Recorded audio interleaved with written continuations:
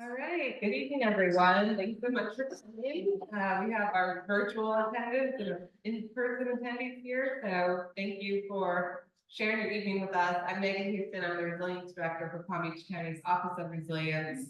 We've been helping to find funding and coordinate this project to figure out what kind of risk assessments we have related to climate hazards, including flooding and sea level rise, but also extreme heat. We've been working with Tetra Tech and including Georgia, and then Aaron.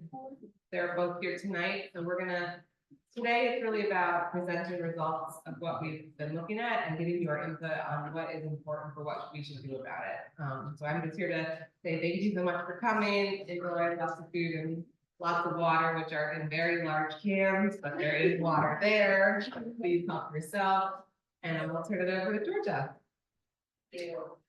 All right, thanks Megan, and thanks everyone for joining us tonight. We're really excited to be here to talk to you about the climate risk assessment and resiliency action plan that we've been working on with the county for a couple of months. Make sure that feedback. You hear that? Okay.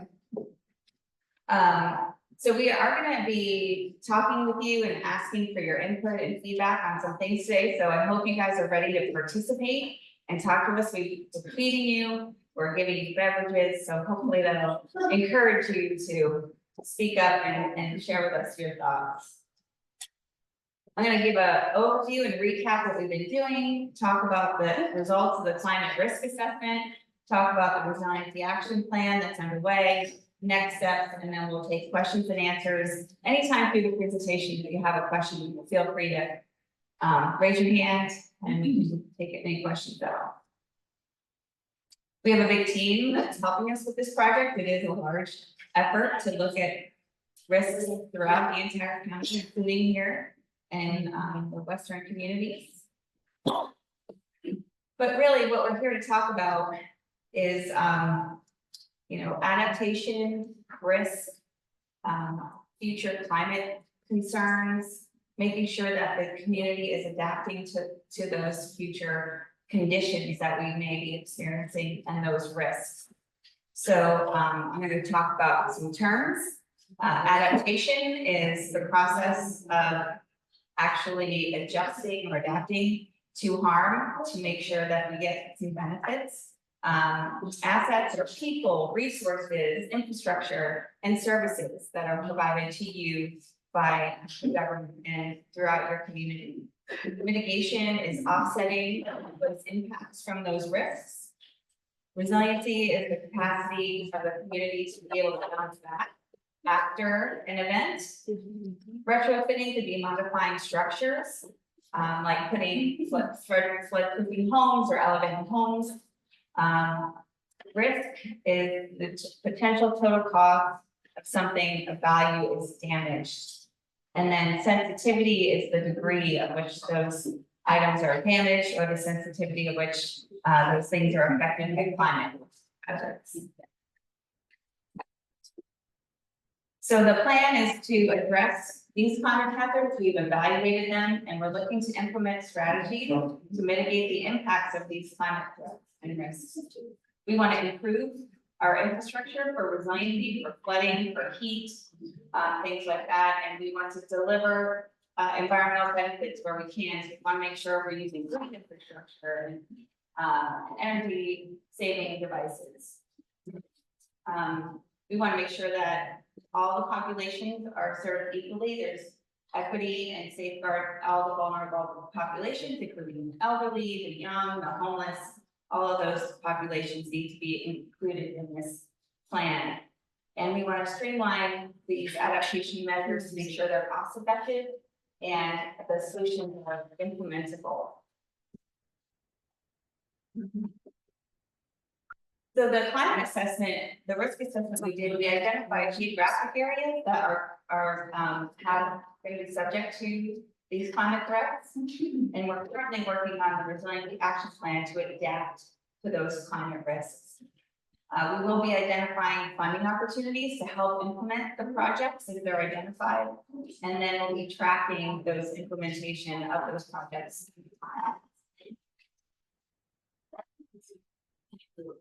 So the risk assessment, assessed the impacts of the climate threats on Palm Beach County's unincorporated areas and the western communities. We evaluated the impacts from heat, drought, storms, wildfires, flooding, and coastal erosion. We analyzed future sea level rise projections, so not just today's flooding, but future projections for sea level rise, extreme rain events, and how things are going to be changing over time. And we looked at critical asset data sets provided by the local government. So we prioritize social equity and climate justice throughout the project development and execution. And this assessment was the foundation for the resiliency action plan that we're looking at now.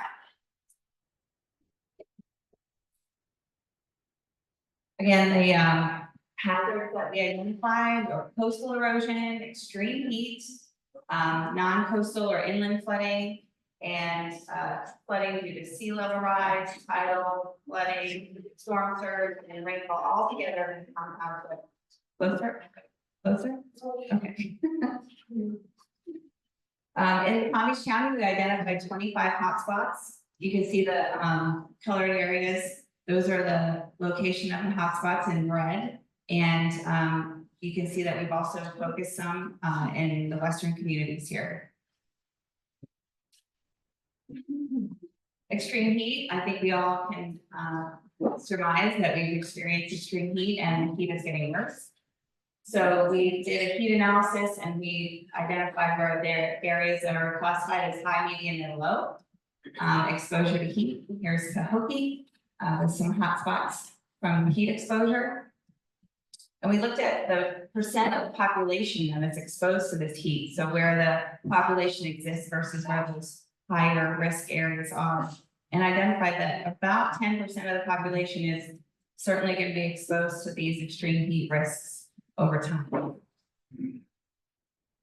So I'm going to turn it over to Erin to talk about critical assets and things that we've identified to be evaluated.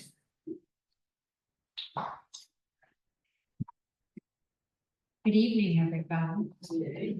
This is always such a nice facility to come to and be next to the lake. It's one of the best places in Palm Beach County to have a meeting, as far as I'm concerned. So this project is really focusing and concentrating on assets. And what's an asset? An asset is something that the community owns and maintains, like your roads, your bridges, your parks, your natural areas, your water, wastewater, your drainage infrastructure, your government buildings and facilities, and like your utility and your electric lines, things like that, that you may not necessarily own and maintain. But this program is really about helping the community prioritize when you need to potentially adapt your assets, because we know climate's changing and we're seeing more frequent rainfall events and more extreme hot days over the summer. We need to know when we have to start doing things about our infrastructure to maintain our quality of life. So if you have a phone, you know lots of people have phones. You want to pull your phone out. You can take a picture of this scan code, or you can open up a new browser window. I got that crowd over there is in the spot. Yeah. So this is going to be a phone survey. And so you scan that code, or you go to menti.com in a browser and you enter in this code 39680-117. We're going to ask you a couple of questions about what you think the priorities of this planning process should be. So this is the first question that we have in our survey. We have three questions. Which types of assets should be prioritized for climate adaptation efforts? And right off the bat, we're already starting to get responses, which is great. And so this helps us understand what you rely upon during these climate events. Like if there's a flood locally, is it the school that you need to get to, the grocery store? We heard in a couple of meetings, Publix. That's one of the really important assets that we need to protect. Another thing that we heard was electric and power lines, because many times they are co-located next to roadways facilities. And if we have a storm and they are down on the road, we can't access and get in and out of the community. So all of these different things are important to make sure that you can function as a community during and after a storm event. We got 9 that are responding. All right, we got 2 more questions on down the line. So it's emergency response facilities, transportation, and utilities. So like they rise to the top of the list.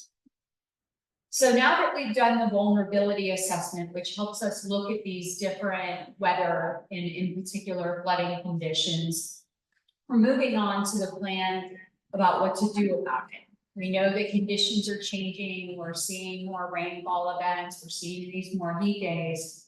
What can we actually do about it? And that's what's called the resilience action plan. Action meaning we're going to potentially take some prioritized actions on down the line to help prepare for these types of impacts. And so we're using the science that we generated from the vulnerability assessment. We're establishing a pathway to net zero greenhouse gas emissions, which means that we are not continuing to potentially impact the environment through greenhouse gas emissions. And then we want to develop a plan with actionable strategies that we can implement that doesn't necessarily translate into funding right away, but it helps us figure out how to climb the mountain and what the priorities are. So if we've got limited funding, we know that A should come before B and that type of thing. The last thing that we want to do is make sure that adaptation is equitable across the entire county and that we are dealing with different types of stressors, climate stressors that are important to the community and in particular vulnerable populations. So this is helping us make sure that we have a wide distribution of projects that are key to the community's needs. The resilience action plan is going to be a pretty big document. And so one of the key things that it's going to do is identify those projects, describe the projects, provide a cost, provide a time frame, are they short, medium, long-term projects? What is the prioritization? Because again, what comes first? The chicken or the egg kind of thing. We want to make sure that we understand what projects should be the first in line. And what are the lead agencies within the county? There are a lot of different departments, so who should take responsibility for those particular projects and make sure that they are a top priority and that they are implemented. Where we have funding sources or where we can generate funding sources to pay for the projects, we want to do that. And then we are going to try to make 30 of those projects really ready for implementation by designing them with engineers coming up with conceptual designs so we can potentially move them forward into implementation. I have a question. Yes, 30 in every city, 30 in all of Palm Beach County. 30 in Palm Beach County overall. So this is our next question. How is your community impacted when critical assets are inaccessible as a result of a climate event? Somebody is moving ahead. We already have some responses there, which is great. So flooding utilities, we get shut off from the main, many seniors will be left behind without emergency support. Many end up left in the hospital, the community is negatively impacted, seniors again, housing, and people just left behind not receiving the services. So that's a strong message in a couple of these, getting to some of the equity issues and just the proximity, from the rest of the county being out here.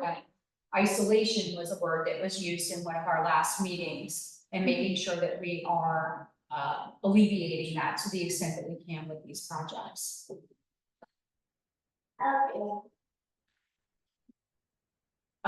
Okay, so what are the types of adaptation projects that we might be looking at? Well, one would be the community facilities. For instance, when we have high heat days, can we have places where people can go to get food that are air conditioned, and some people still don't have air conditioning. So that could be shade structures at parks, it could be splash pad facilities, It could be what's known as a resilience hub, where you can get all of those services and get relief from weather-related events. It could even be a flood event, a place that you can come to get support to deal with those issues.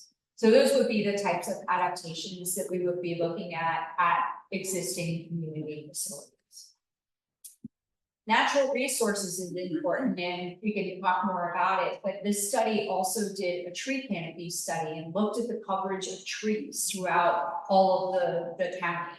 Where we have areas that we don't have a lot of tree canopy, typically the science shows that those are hotter than the rest of the area around it. So targeting tree giveaways, targeting tree planting initiatives, those are good in these areas where we have high heat days and where we have a lot of impervious surface that makes it hotter in that particular neighborhood. Preservation of natural areas is really good to help attenuate stormwater and drainage, so we're not pushing that onto the streets or onto people's properties. So to the extent that we can preserve natural areas or have dual purpose parks that can attenuate stormwater, but also provide recreation and play areas. These are all important things that we can do with our natural resources. And then on the coast, they'll be looking at dune stabilization and beach renourishment and that type of thing. But out here, where what we're probably most looking to do is help with drainage impacts. Infrastructure and utilities. Making sure that, for instance, lift stations, those are things that run the wastewater treatment system, that those things are functional during storm events and that they don't shut down. You know, for instance, you take the electrical pieces of those types of pumps and infrastructure and make sure that they're elevated up so they can survive a rainfall event. Water facility hardening to make sure that we don't have leaks within the system. Looking for opportunities to increase and enhance drainage in areas that we know flood or roads that are low. All of these things are improvements that we can make and adaptations that we can make to our infrastructure. And I think this is our last question. Which adaptation efforts would you like the county to prioritize in your community? And just because we have these three questions, by no means does that not mean that you can't provide more feedback to us, so please do. But this helps us understand what your priorities are, because the priorities may be different in different parts of the counties. Stormwater system, new construction of facilities, natural areas is up there. Okay, great. Okay, I'm going to turn it back over to Georgia to kind of talk about how we go through the effort of prioritizing the different adaptation plans. All right, so thanks so much for your feedback in the Mentee poll. We really appreciate that, hearing from you all. As Erin mentioned, we are going to be prioritizing the projects, and one of the things that we include in our analysis of that prioritization is, did we get community buy-in? Does the community want it? Because we want to make sure that we're bringing forward projects that you all want and need. So we have this ranking system, and it includes, you know, how easy it is to implement a project, how much it's addressing a climate hazard, is it improving infrastructure and creating more resiliency throughout the community? Is there an environmental component to the project? And again, we want to ensure that equity is safeguard all the populations throughout the county. We have one more workshop tomorrow night. If you guys want to come, we'll be giving the same spiel, so probably not. But we are going to be coming back out here to Pahokee probably in September, October timeframe to talk to you again about the projects that rose to the top and became the priorities for the resiliency action plan. And we'll talk about some other components that will be included in the plan as well. And so we look to get your feedback in September, October timeframe, and then we'll wrap up that resiliency action plan by the end of the year to start looking to implement the projects as soon as possible. I think that's all we have today. As I said, we'll be prioritizing the projects, we'll draft the plan, we'll come back for more input and community engagement with you folks. And then we'll develop the final plan, ensuring that we capture all of your input and feedback. And that is it. So we can take questions, comments, any other thoughts? If it's possible, I'm gonna use. if it's possible, Good evening, Vice Mayor St. Clair Calvin Williams. Is it possible we can get a copy of the slides that you showed tonight so we can review it and look at it? Absolutely, absolutely. I believe the presentations are recorded and they're also on the website as well, on the Palm Beach County Resiliency website. Oh, okay. So if you, it's that, palmbeachcounty.org/resiliency is the website. And I have one last question. Who's working with you to identify the areas in Pahokee? I know you said there's 30 in Palm Beach County, so how are you identifying the areas in Pahokee that's We identified the hotspots in Pahokee based on the results of the climate risk assessment. And then we've been working with the county to identify projects through all the different departments. We've had a couple meetings out here with the community, so we'll be engaging that way. Certainly, we'd be happy to have a call. We did have some we had some government calls as well with some of the leadership from the communities out here. So have you identified them all yet, or no? No. You're not there yet. We're not there yet.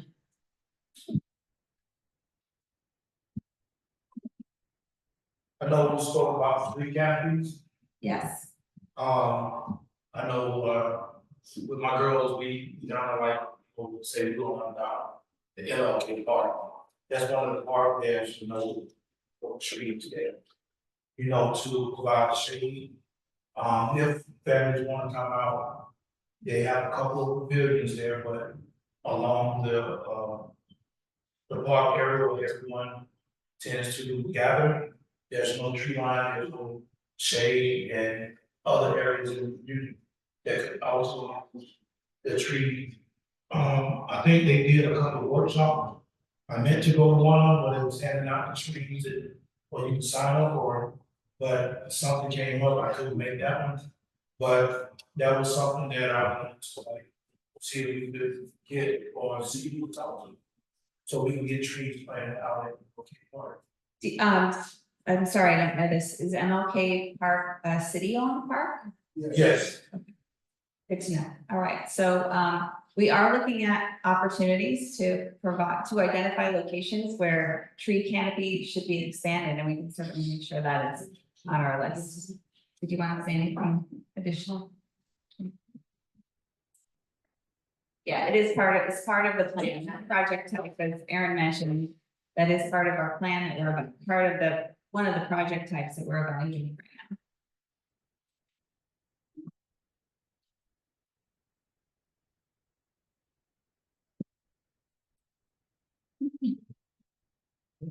So this, I think, really is a question, and that has probably been said at your other meetings, but for those of us that live, work, and play out in the glades, there's one road in and one road out for the most part. And so, again, you've probably heard this from the other communities. So I'm wondering if you could share with us what kind of collaboration can be done with all of those. So I think it goes back to the point on, which was number 1 on your first slide, which is the resources in the time of need, of a storm or something like that, or a catastrophe, or if we lose the dike, right? And I think kind of most importantly is that we don't panic. And if this is what you guys are doing, if we have a plan, that everybody knows and understands what the plan is, how are we all gonna get out safely or get where we need to be, or go get little grandmas that don't have transportation. And, somebody's got a buddy and we're making sure everybody's taken care of. I think that would help a lot. So I know that we all know there's a problem, but I have not heard what any of the potential solutions are. And I'm wondering if you all are working on anything that you can share.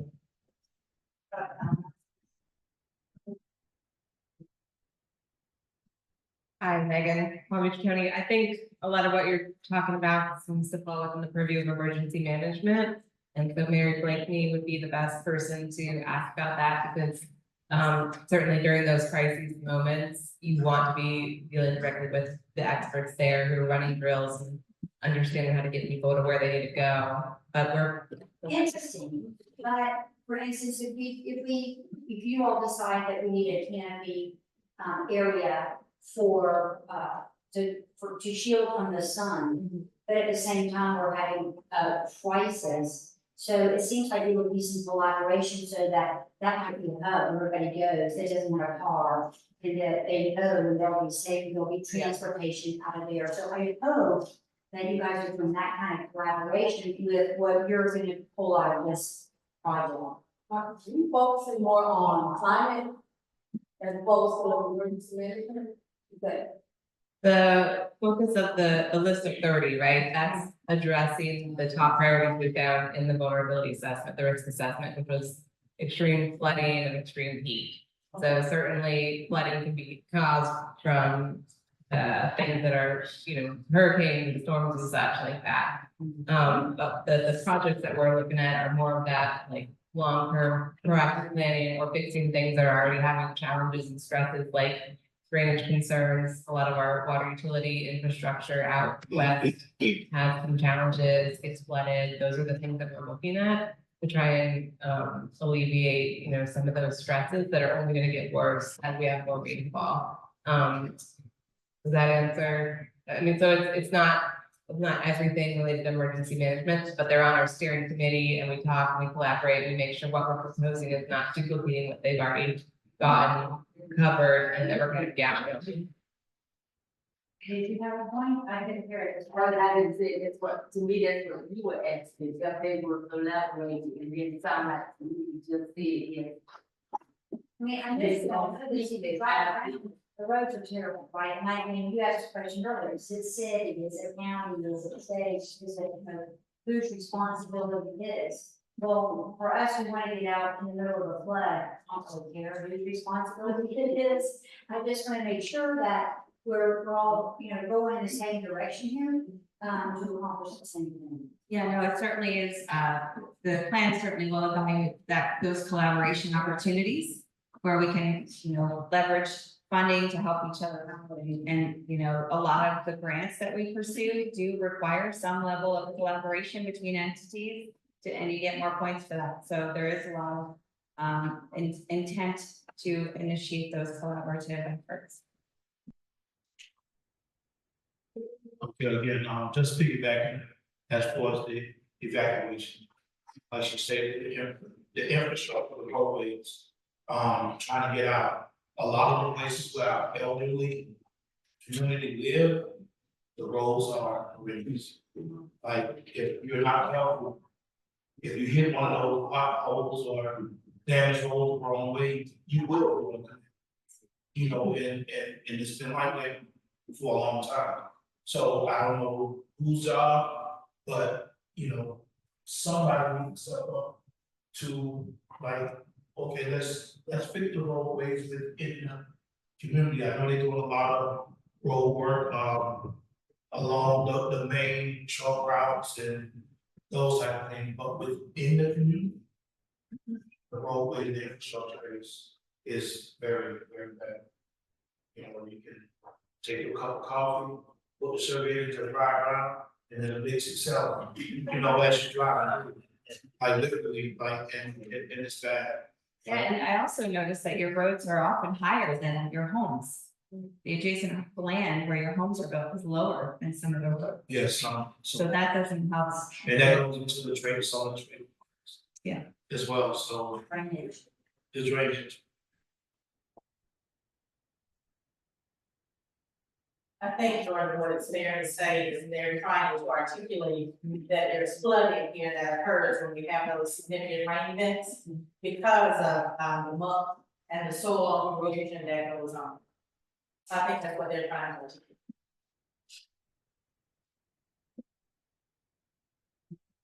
I'd like to hear from some of the students, what are some of the concerns that you all have as it relates to climate change or flooding or significant heat that we experienced, especially last summer.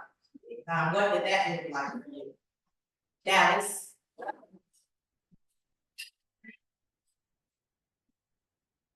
You talk about, the flooding that possibly occurs in this community, the significant heat, especially last summer that we had. How did that impact you, your friends, your neighbors? And what are some suggestions that you might have that you want the county to take back and consider? I do agree with my coach was saying about the potholes and the flooding, but yes, last year in the flooding year, got in the pothole and made it very worse, so people trying to get out and make it where they're supposed to be, and then we also have to drive far, sometimes like 2, 3 hours away just to get away from the storm. Like my coach and everybody is in the pothole, and the deep bumps in the road make it way much worse, because you don't know, like, during the storm, it's very slippery and wet, so you don't know what could happen. So that's the biggest issue. I do agree with my coach and here was saying that the power of the storm evacuation is very good. So what about heat last summer? It was really, really hot. Yes. What did you and some of your friends do, pertaining to the heat? You know, the whole government, we had like a whole government. It's hot, we know when we shade, we had, especially when we had summer practices and camps, we had no shade, we had like water. What sport? What sport? Black football. So during the camps and the practices, it was very hot. We also our us to practice and do what we need to do, because also our coaches was worried about us dehydrating. As hot as it was, but like he was saying, if we need more trees, more shade. Thank you.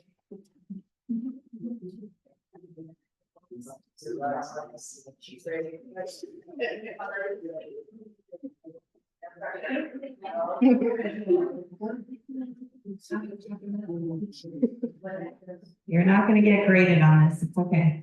Could you go back to, the slide where we prioritize, which type of assets we prioritize for climate adaptation?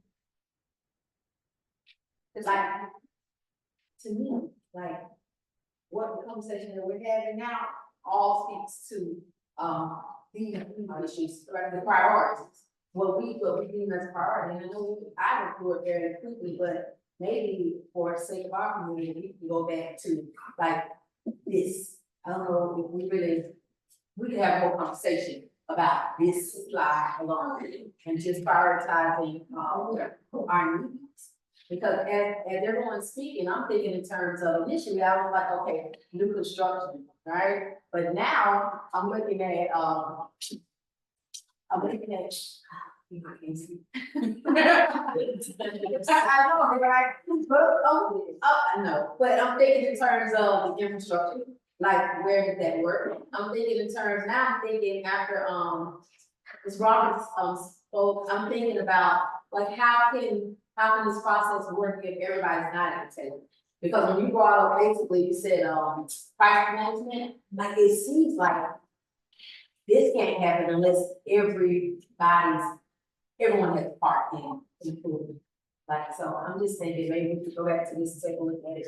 And really have conversations about what's the greatest need, what's our greatest need in here.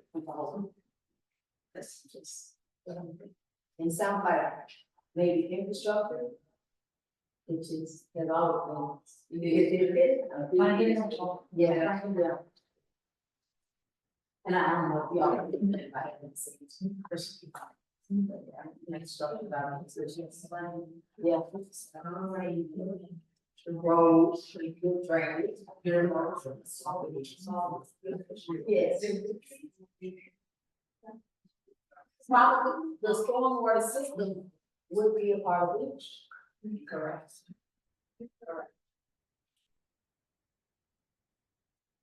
Madam Crawford, and listen to the talk, and knowing that in our city we have a canal that runs from Tremont to Pahokee, but it's filled with grass, fallen trees, and that would help if that would clean and ready for for the water. If we do have a flood, that will help with some of it. But then everybody asks about why nobody's cleaning canal system here, getting them in, and they say it belongs to Palm County. The city's not the city, hard to do. So, the Palm Beach County is, that'll be a help Palm County come and get the canals cleaned out, so they're responsible. I think that what she's referring to is a 298, and that came up in South Bay, that question. Yeah. How to coordinate, collaborate with the 298s, and is their input being included in this, fund? Yeah. Mm-hmm. Yeah. So, Yeah, the canal systems are managed and maintained by different individual 298 districts, right? And South Florida Water Management District maintains the real big canals that come out of Lake Okeechobee, and they help manage the lake. So there's a lot of entities involved in this management. I'm sorry? so how do we bring those entities together? So we can, so the ones that say it's not Palm Beach County, it's not the city, so who's responsibility is? If there's a specific issue, certainly we can bring that back to those entities and bring it to their attention. Absolutely, we coordinate with those agencies. You do, then I was gonna say, no disrespect intended, but I mean, that's a great point too.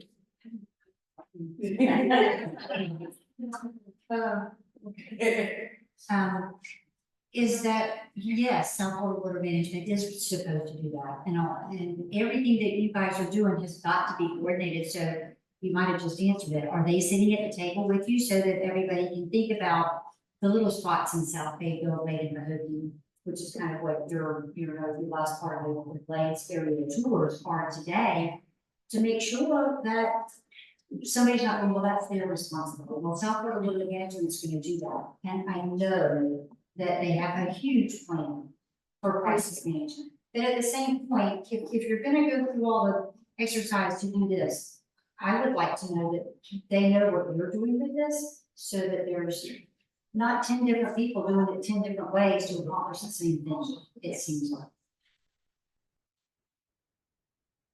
Yes, we do coordinate with them. They just completed the flood protection level of service for the county.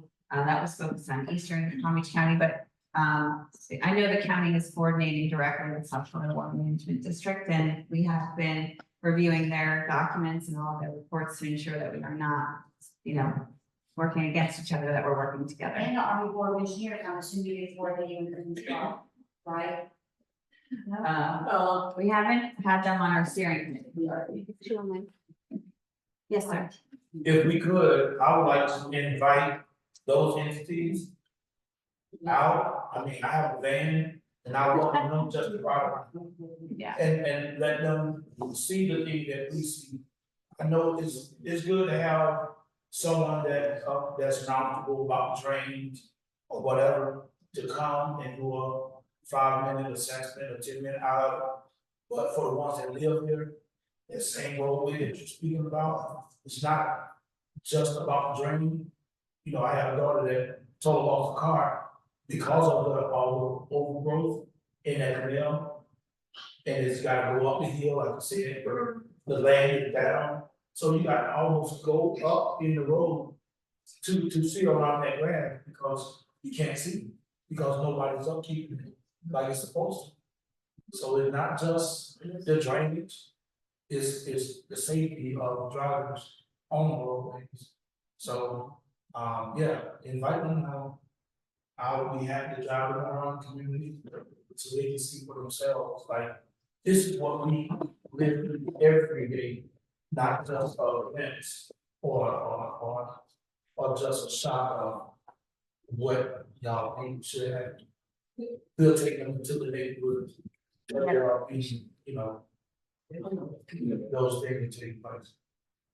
Because at this point, it's not about quality, about equity, like giving our community specifically what we need, as opposed to, everybody else. So we really need to, dig into what our community needs in terms of what we're talking about.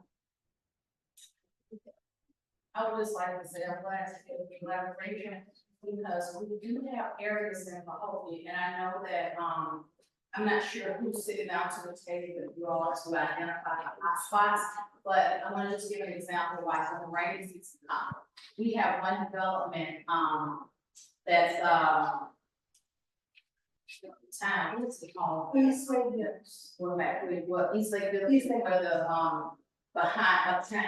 So it rained, and we have a business over there that has daycare, it flooded. So we called out Palm Beach County, they says, oh, we can't do that, because it's within the community.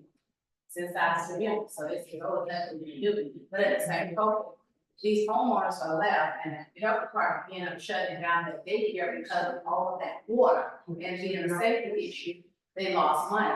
So I'm just hoping that when these hot spots are identified, that we do have actual residents that's part of this and have been identified in these areas, because if not, we're gonna be left with the same issues. So we have canals, like in East Lake Village, they have flooding problems forever. And so the issue has been who owns the canals in East Lake Village. That has been a concern for a long time.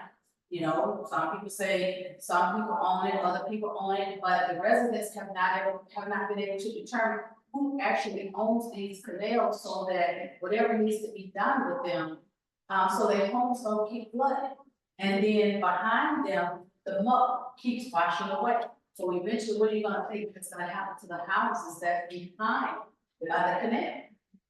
The erosion keeps, you know, so I'm just hoping that when all the collaboration is done and the hotspots are identified, that we actually have resident involvement or people from Pahokee that actually know some of the areas versus who's just saying, okay, go look at this areas, we think this is an area.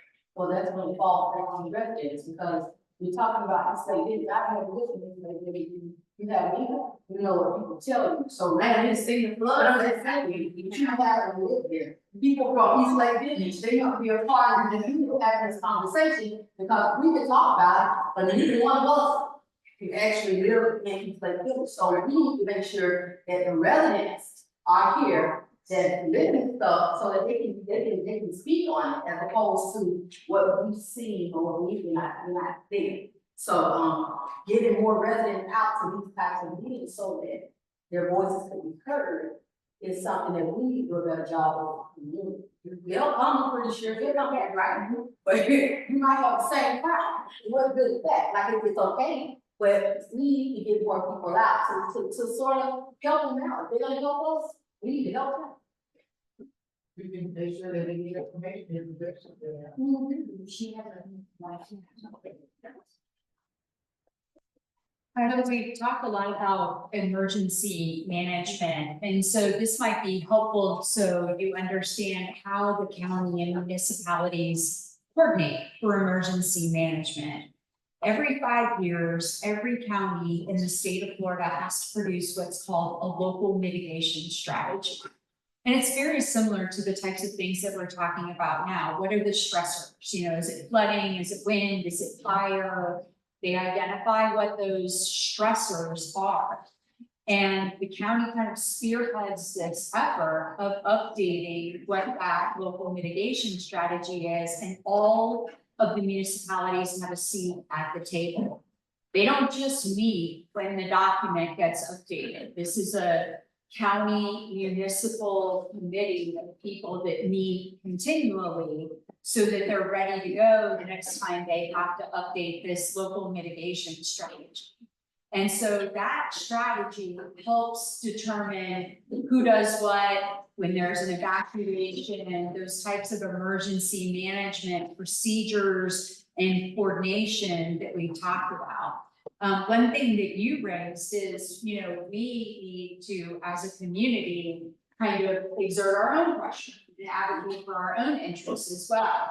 And one way you can do that is by talking to the city, you know, talk to the city of Pahokee who participates in this local mitigation strategy, because the county has just gone through the process or is still going through the process of updating that because they're in their 5-year cycle. And what the cities are supposed to do is bubble up projects. And so in theory, we already have some of that input from the municipalities straight from, the city directly to what some of those projects are.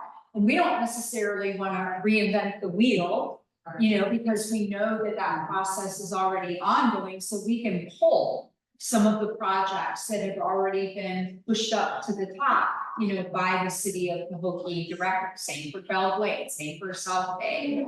Every municipality within Palm Beach County participates in that process, so that is one way that we will coordinate, so that we're not coming up with different projects than what that process has already bubbled up to the top of the list. That's helpful to us. Now it just kind of takes those prioritizations and those efforts that have been ongoing and puts it, in another place, which is a good thing, because now we can see how those priorities play out within this vulnerability assessment as well. So I just wanted to offer that there is a coordinated process that is administered by the county. They have to do it. FEMA requires them to do it every 5 years, so, it's not like it's optional. And they require the participation of all of the city staffs at the same time. So that will help us. But there, who's representative for our area? That's a good question, I don't know. It would be a staff person from the city of Pahokee that would participate in that process. It can be, or a designated representative. Put on us from the city, tell us. Yes, I just like to say, I know you mentioned that you have communication with the South Florida Water Management District, but I think they do have different districts. Our district here is the East Beach Water Control District. So they, in the future, I think they should be present to hear our concerns.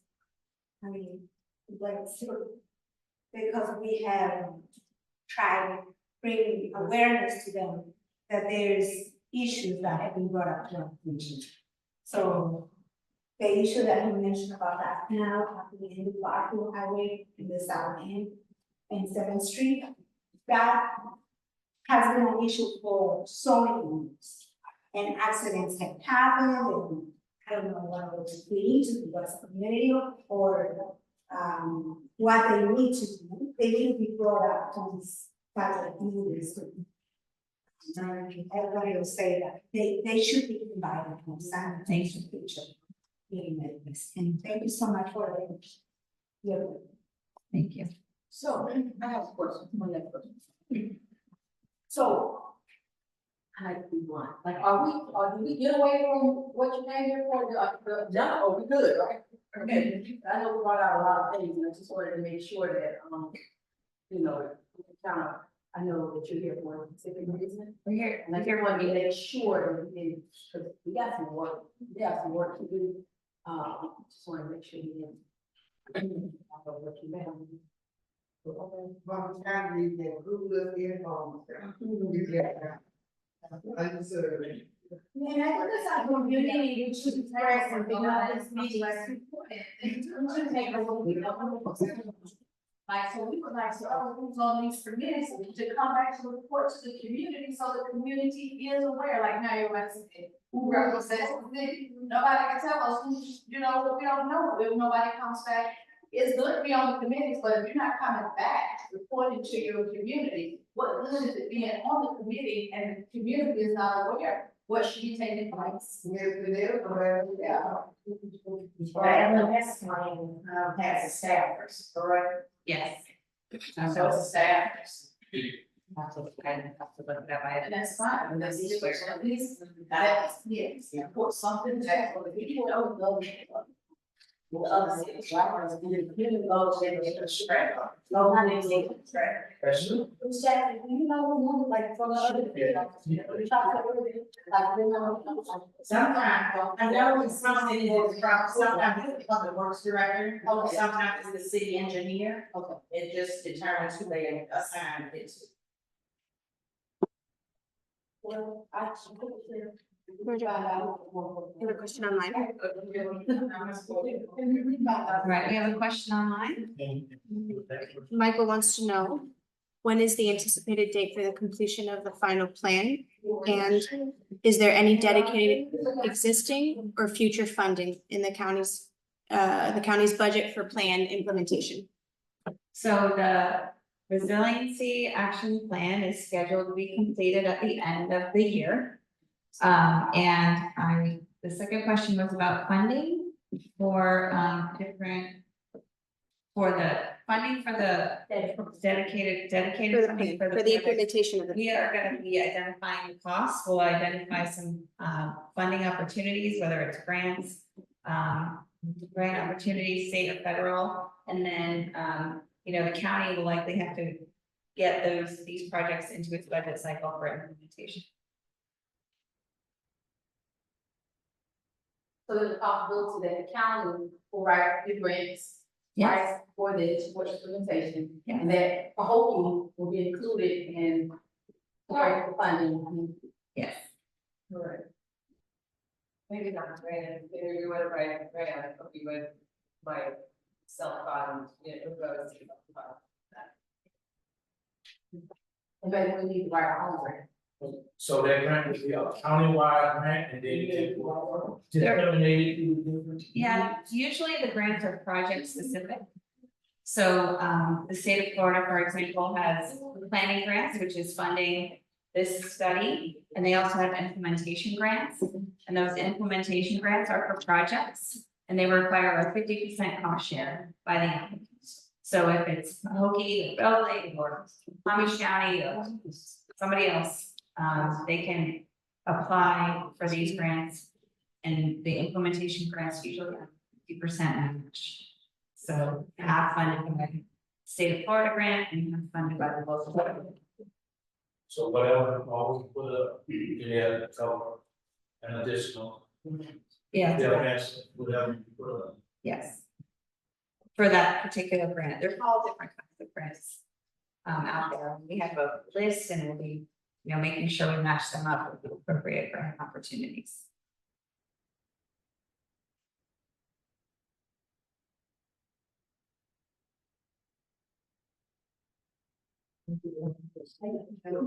All right, no more questions from the room? Please also, feel free to take a comment card in the back if you have anything else that you didn't profess to us this evening, or something you want us to make sure gets on the record that maybe you didn't mention today. The resiliency website also has a resiliency email address if you'd like to send it to us that way.